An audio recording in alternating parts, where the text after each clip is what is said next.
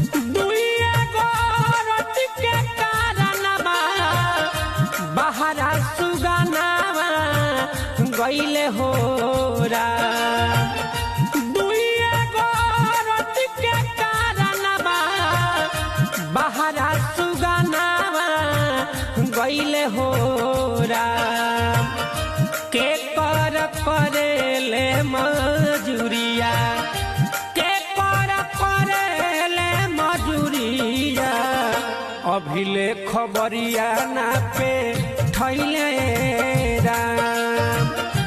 के कर करेले मजूरिया अभिले खबरिया ना पे थैले राम।